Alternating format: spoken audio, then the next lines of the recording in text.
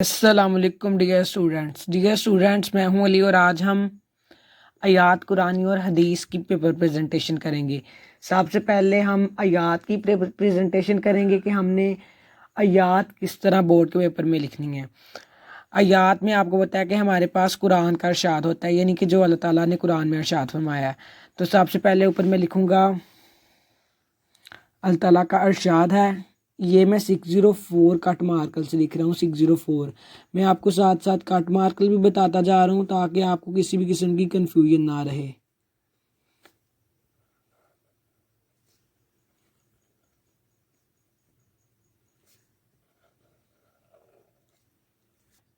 इस चीज़ की आपने बहुत ज़्यादा पहले प्रैक्टिस करनी है, उसके बाद इसे बोर्ड के पेपर में अप्लाई करना है। अब उसके बाद ये मैंने लिख लिया अल्लाह ताला का इरशाद है। उसके बाद दूसरी जो हेडिंग है वो मैं लिखूँगा तर्जमा की। ये मैं 605 कट मार्कर से लिख रहा हूँ ब्लैक, क्योंकि आपको पता होता है कि हम अरबी तो लिख नहीं सकते, क्योंकि उसमें अगर हम लिख भी ले तो हमारे से गलती हो सकती है। इसलिए हम अरबिक कभी भी नहीं लिखेंगे, डायरेक्ट उसका तर्जमा ही लिख देंगे। इसलिए नेक्स्ट हेडिंग तर्जमा की। उसके बाद आपने स्केल उठाना है और मार्कर उठानी है। मार्कर आपने कौन सी इस्तेमाल करनी है? Double कटेड marker. डबल कटेड मार्कर से आपने इस तरह लगानी है लाइन, सिंगल और डबल लाइन, इस तरफ भी और दूसरी साइड भी।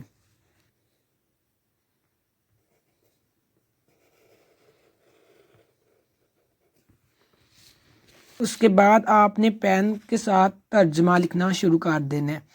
वो कुछ इस तरह है। आपने थोड़ा सा ना स्पेस छोड़ के उसके बाद लिखना शुरू करना है।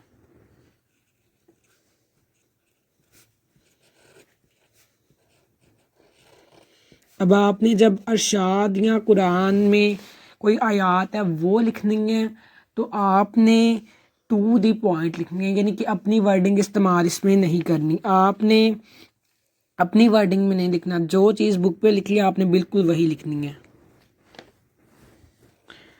क्योंकि ये कुरान का इरशाद है। इससे हम अपनी लैंग्वेज में या अपनी वर्डिंग में नहीं लिख सकते। ये जिस तरह है बिल्कुल उसी तरह टू दी पॉइंट लिखने हैं।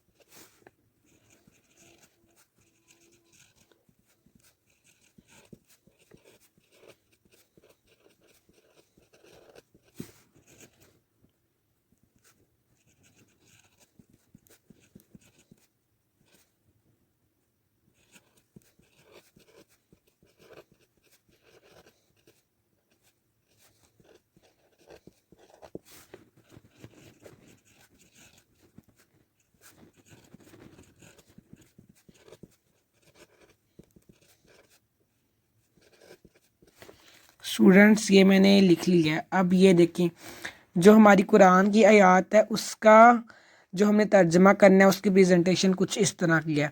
सबसे पहले ऊपर मैंने अरशाद लिखा, तर्जमा, उसके बाद डबल कटेड मार्कर से लाइनें लगाई हैं और दरमियान में लिख दिया है।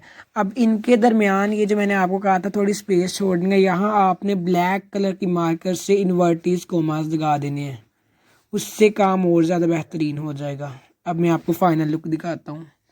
ये देखें, ये तो हो गया ना फर्स्ट मेथड, यानी कि आयात कुरानी को हल करने का तरीका, यानी उनका तर्जमा हल करने का तरीका। अब हम हदीस की तरफ चलते हैं कि अपने हदीस को किस तरह सोल्व करना है। जो हदीस है वो हम सब जानते हैं कि वो नबी करीम की ज़बान कलामी से अदा हुई होती है, और इसलिए हम लिखेंगे कि नबी करीम सल्लल्लाहु अलैहि वसल्लम का इरशाद है। यहाँ फिर मैं 604 कट मार्कर इस्तेमाल कर रहा हूँ।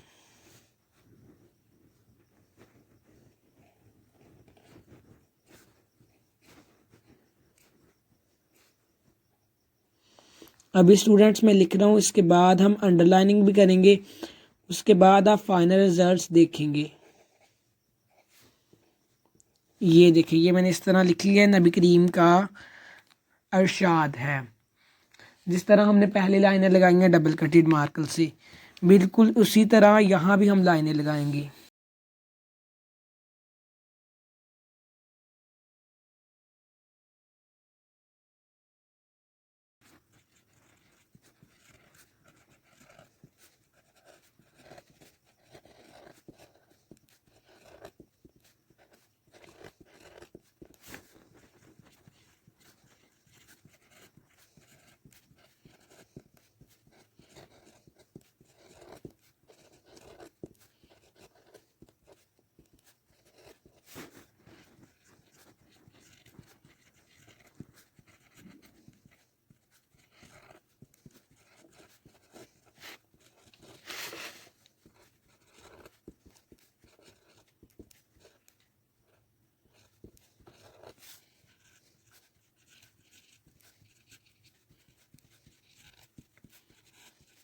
अब देखिए स्टूडेंट्स, ये मेरी हदीस कंप्लीट हो चुकी है।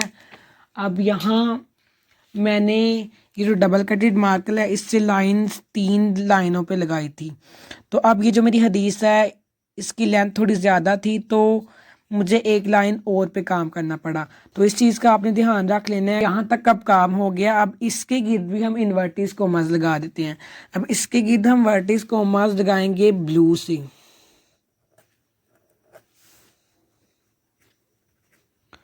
अब ये देखें, ये हमारी प्रेजेंटेशन है। उसके बाद अब मैं चीज़ों को अंडरलाइन करता हूँ।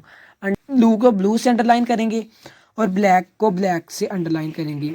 और आपने बोर्ड के पेपर में कभी भी इस तरह अंडरलाइन नहीं करना, आपने हमेशा डबल कटेड मार्कर का इस्तेमाल करते हुए अंडरलाइन करना है। इससे होगा ये कि आपका टाइम बहुत ज़्यादा बच जाएगा। और बोर्ड में आपको पता है कि टाइम बहुत कीमती होता है। इन चीज़ों का आपने ध्यान रखना है, टिप्स एंड ट्रिक्स का। उसके बाद ये वाला मैंने अंडरलाइन कर लिया। अब मैं दूसरी हेडिंग अंडरलाइन कर रहा हूँ। उसके बाद मैं आपको पेपर की फाइनल लुक भी दिखाता हूँ।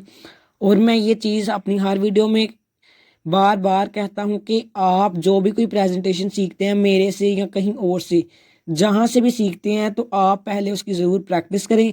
उसके बाद उससे किसी भी टेस्ट वगैरह या अपने बोर्ड्स के एग्ज़ाम में या अपने किसी भी तरह के एग्ज़ाम में अप्लाई करें।